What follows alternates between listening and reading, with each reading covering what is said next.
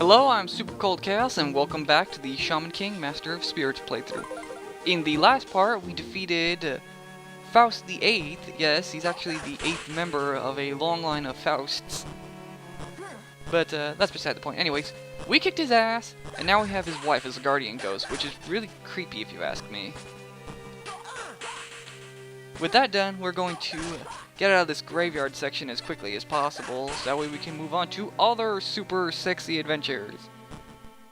Had to alter my mic there for a second, so if I sound a lot louder than I did before, deal with it. Oh well. Anyways, Eliza, what does she do? Well, she doesn't, unlike previous Guardian Ghosts, she isn't one that you can assign to a button to do attacks. She's one of those Guardian Ghosts that's more of a stat booster, but what she does is that she prevents all poison effects.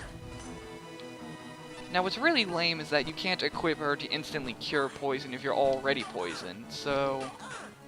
But if you're dealing with a lot of enemies that have poison moves, or you find that you're getting poisoned a lot, it's probably a good idea to have Eliza on hand to prevent that from happening. If I'm correct... There's a treasure chest here that has some ramen! Yay! Although we used a little bit of ramen before, so really doesn't help that much. I mean, okay, the one helped, and we get another shiny coin. Yay! Although seeing me taking a lot of damage, it was probably a good idea to use a ramen so that way I could go and get that ramen before. It says noodles, but to me it's ramen. I don't care. And with that, we go to back to the first level, so I'm just gonna go ahead and skip that section, alright? And we're back to the Inferno Inn. Yes, that's what this place is called. And we actually have something important going on. Our friend Rio has found a present for us. Yes, in the opening cutscene we had lost this thing before, but now it's back. The Sword of Light. The Sword of Light is Amidamaru's signature blade. Right now, Yo's using it since, you know, Amidamaru's kind of a ghost. But with the Sword of Light, we can do more damage, and we can use a new attack for Amidamaru instead of the Halo Bump. Yes, with Amidamaru, we can now use the Celestial Slash, which fires a shockwave. Oh wait, I forgot. Yeah, that area, if you went there before without Eliza, you would take continuous damage, but with Eliza equipped, nothing happens. So, yeah, derp to dur on my part. With the Sword of Light also... bleh, let me rephrase that. The Sword of Light also does a lot more damage than the wooden sword, so if you're a fan of just rushing in and bashing enemies in the face, this is definitely one item you're going to love.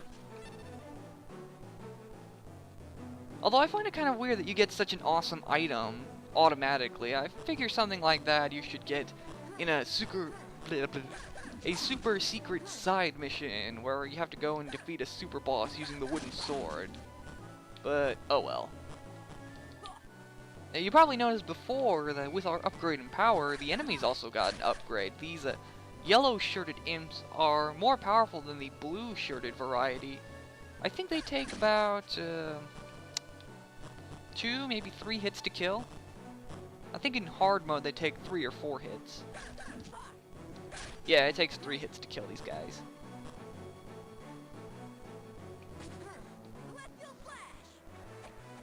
And the Celestial Slash does about the same amount of damage as the Halo Bump did. But the thing is that the Celestial Slash actually does different damage depending on how far the enemy is. The further the enemy is, the less damage it does, which is kind of lame. So, I'm not going to be using the Celestial Slash that often. It's much better. Well, I mean, it's just kind of weird that a Sonic Boom attack would do less damage the further it travels. You'd think an attack like that would do full damage no matter what. But, hey, that's just me.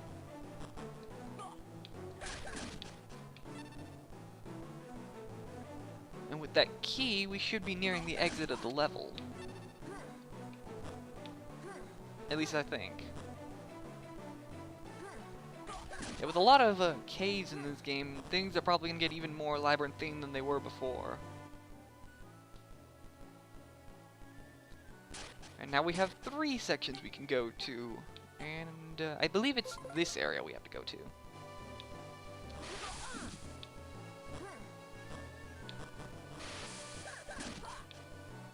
Yes, in this fire cave place, it's probably a good idea to have Corey on hand. Why? Because these fireballs you see can actually be frozen. It's really only for when you want a safe passage into the next area, so if you're not very good at timing, you might want Corey on hand. And of course, Corey is very useful on these fire skeletons you will find in abundance. And the dogs also come in fire variety. And here we meet a new enemy, Ashtroth. Or I think his name is Ashcroft. Anyways, yeah, he starts off as an armored knight, and then he goes into a sexy naked form where he can actually poison you. But because I had Eliza equipped, I didn't get poisoned. Ashcroft can also be pretty annoying since his lance attack will knock you backwards. And I don't mean like a normal, oh I got hit so I'm just going to leap back a little bit. He actually just launches you backwards. It's kind of weird. If I get hit, then you'll probably see it a lot better. Yeah, the Napopo Punch is very useful on these fire enemies. If you're not using the Napopo Punch, then I have no idea what you're doing. Especially since these fire dogs can be pretty annoying since it takes, well, I mean, considering that the first attack will usually go over, and ducking and attacking is just way too weak.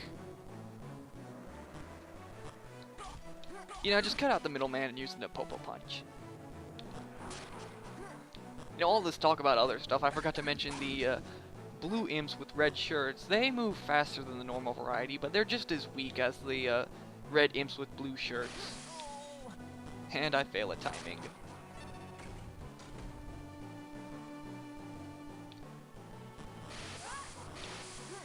Although one thing that's interesting about Ashcroft, going back into this guy, should probably use a bowl of ramen. Anyways, he is a guardian ghost as opposed to the other characters that are, or the other quote-unquote enemies from the manga and the anime that are actually shamans. It's hard to say into words, just watch the anime or read the manga, either way.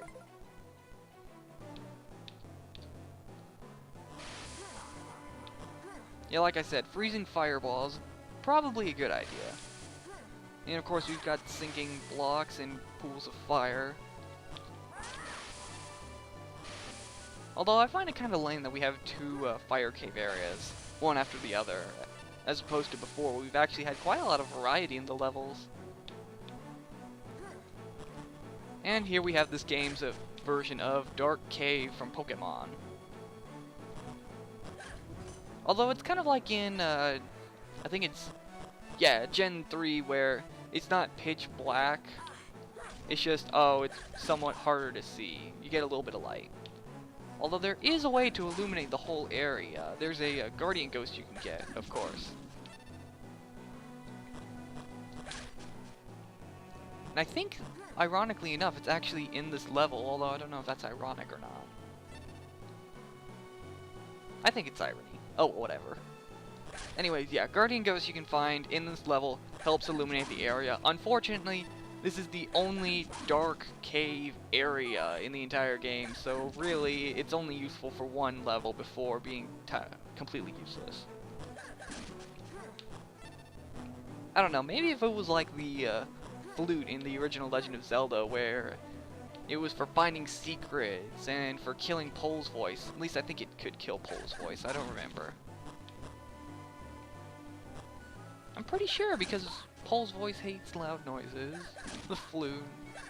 Oh well, that's neither here nor there, even though this game does kind of remind me of Zelda 2, Adventure of Link. And this game just this level at least, loves throwing ramen at me. This level loves throwing ramen. That was a bit of a tongue twister. Not ramen, sushi. And it's at this point where I have no idea where I'm going. Although every place looks different, so I feel like I'm going the right way at least. Or I'm getting closer. Yamagami. Unfortunately, this isn't the guardian ghost I was telling you about. Basically, what Yamagami does is that he summons 4 fireballs that rotate around you. I don't think they do continuous damage if they touch enemies or not. But it does drain on your Furyoku if you keep using it, so... It's really only useful when you're dealing with an area with a lot of bats. Kind of like this area, but... Yeah, I'm just not going to use it.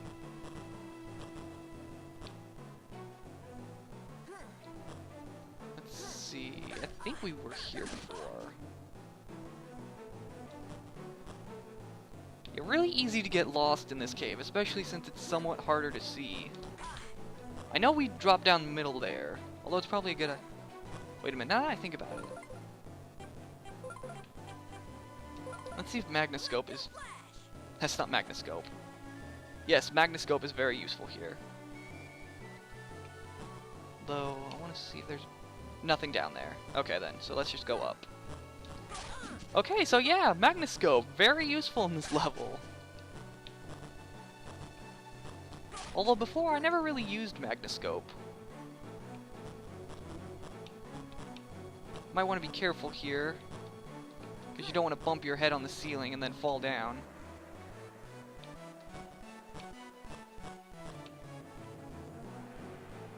And I don't think there's anything down there, so let's just keep going.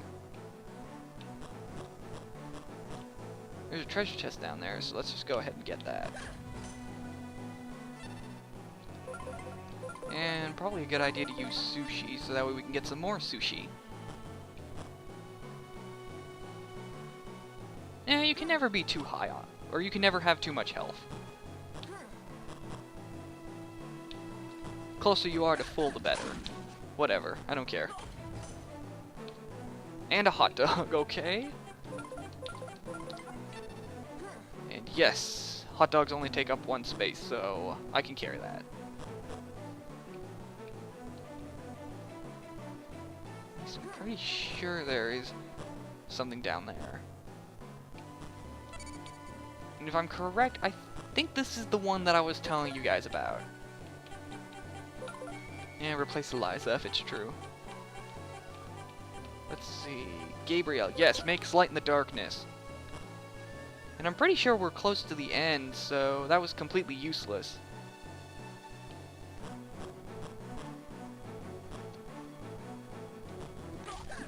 And I'm pretty sure there's another thing you can find here, so... Yes! That's what I was looking for. The left sandal, and with that, we have all 5 items that we can use to equip different guardian ghosts, so... We're all decked out, and we can equip 5 guardian ghosts at the same time, 2 of which do actions. And I want another hot dog, so I'm gonna get rid of this sushi, get a hot dog, because hot dogs are better. And I believe this is actually near the end of the level.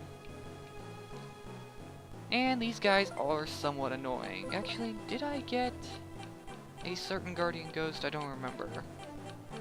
Okay, I thought I got something else, but apparently I was wrong. Let's see, there's... Okay, I think what I'm gonna do is I'm gonna equip Corey. Instead of Gabriel, I'm gonna have Eliza. There, now... Because that green dog can cause you to be poisoned. Okay, this is what I was thinking of. Because I forgot that Ashcroft was here. Oh wait, there's a key. Whoa. That's not good. Because then that means that I'm not in the right area. Okay, that's the guardian ghost I thought I had.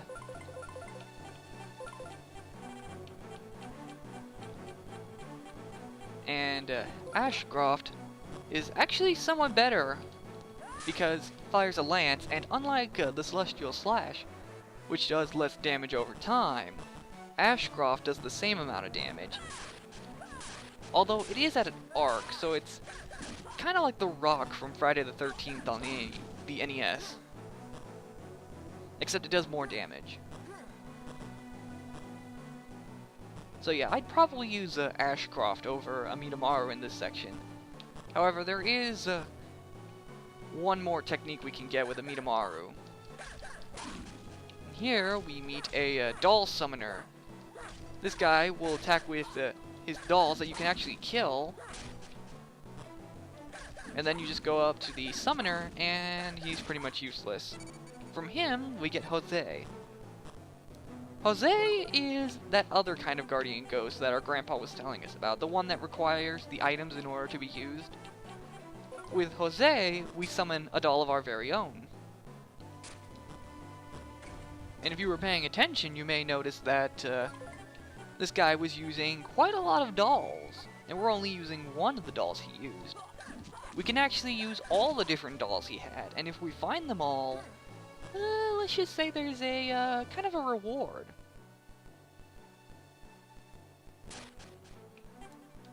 Anyways, here we have a really nice looking waterfall level. After all the cave stuff we had to go through, it's really nice seeing this whole waterfall area. Oh! Duck underneath that lance. I completely forgot that you can duck underneath his lance. Although his naked form is somewhat harder to dodge. And here we meet electric bats that fire... Okay, listen to this. These electric bats fire sonar that does damage to you. How that works, I don't know. I don't know if we'll be able to see it or not, but trust me, they fire sonar that does damage to you. It's weird. And once again, this place is kind of like a labyrinth, and it doesn't help that we need to find a key in order to get out. Use this sushi so it doesn't go to waste. If I'm correct, it's around here where we can find a new guardian ghost. Yes, this magic lamp, which summons a genie that does attacks. But once you kill the genie, the lamp is basically useless. And from that, we get another new guardian ghost, Jen. Probably should use that sushi now that I think about it. I'm gonna replace Nizba because I hate defense for some odd reason.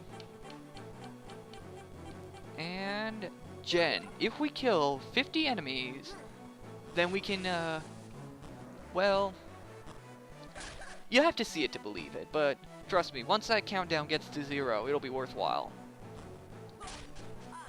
Ouch.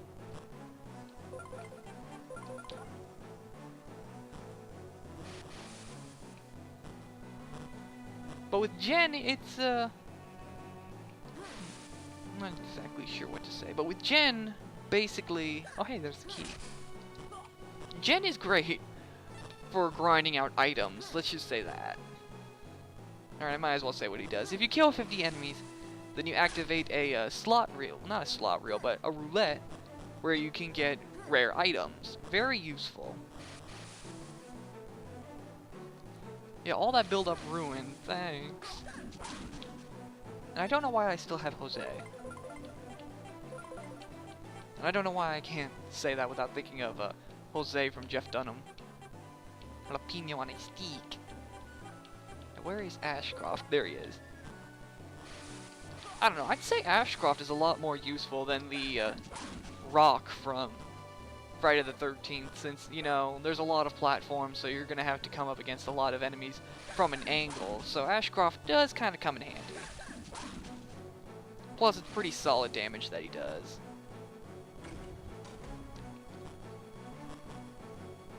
And from there, I think there is more treasure chests we can find, but you see, those bats fire sonar that do damage to you, and I am getting my ass kicked.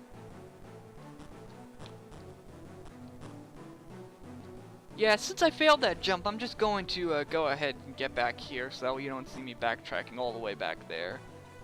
But that was kind of retarded. But yeah, weirdo electric bats that attack you with sonar. How does that work? And I'm really taking a lot of punishment in this level. Kind of weird. But yeah, if you find yourself fighting a lot of weak enemies like bats, then it's probably a good idea to have Gen equipped, so that way you might have a chance of getting another item.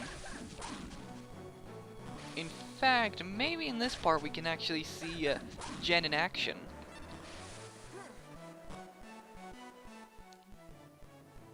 Alright, and with that over, I believe we actually have a boss after this level, so yeah. It's been a while since we've seen those birds. Oh yeah, and we meet the blue skeleton dogs that can freeze you, so if you have Bada, then you won't have to worry about that. Yeah, like I said before, if you get hit with Ashcroft's lance, he basically just launches you backwards.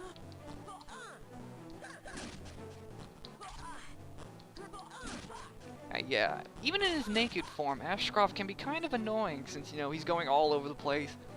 His attacks can poison you, plus he can block attacks. Let's see, I think you know what, I'm gonna actually go back in and do some shopping. And we're back.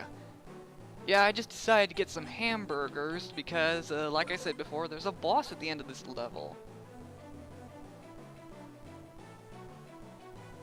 And it's our other good friend, Silva. In fact, if I'm correct, Silva in the 4Kids dub is actually voiced by Dan Green, so hey. Anyway, Silva is just giving us this spiel about how we're too weak to take on Magister, that if we go, we'll die, and that apparently we have some kind of greater destiny, and all that good stuff. Basically what Silva is bleh. Silva in the show is another mentor character. He's kind of a go-to guy for information on shamans and the other competitors in the great shaman tournament that this series is about.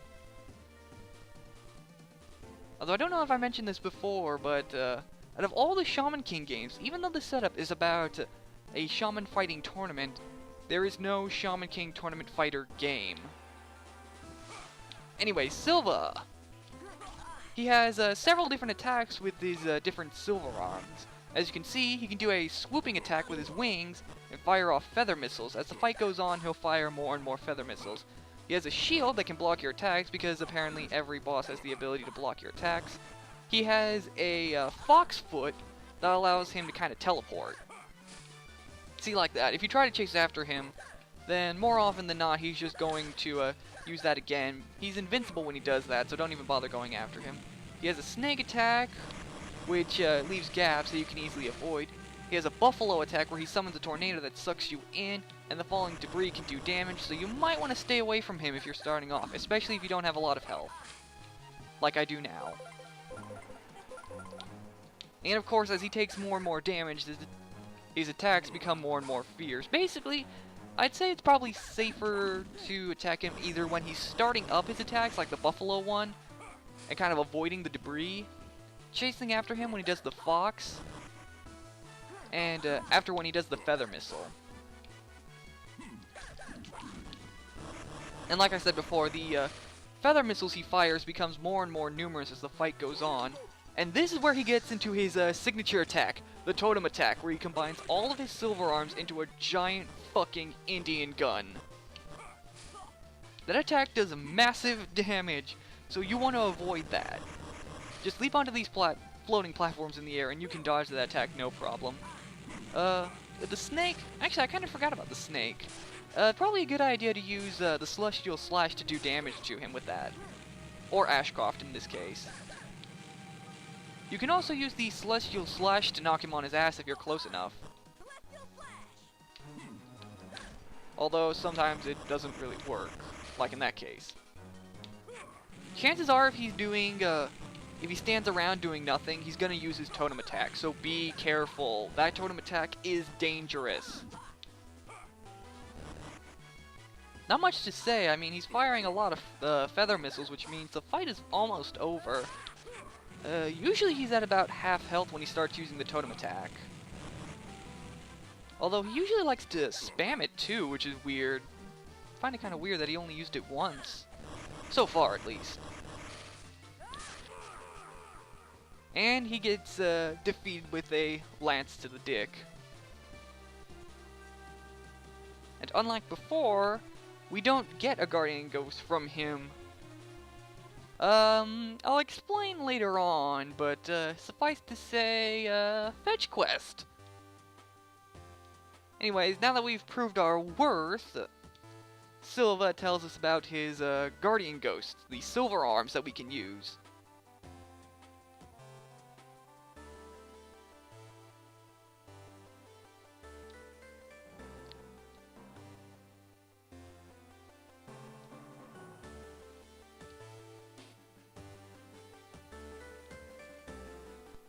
I want to thank you for watching. This has been Super Cold Chaos, and next time we're going to do that little fetch quest, alright? See you later.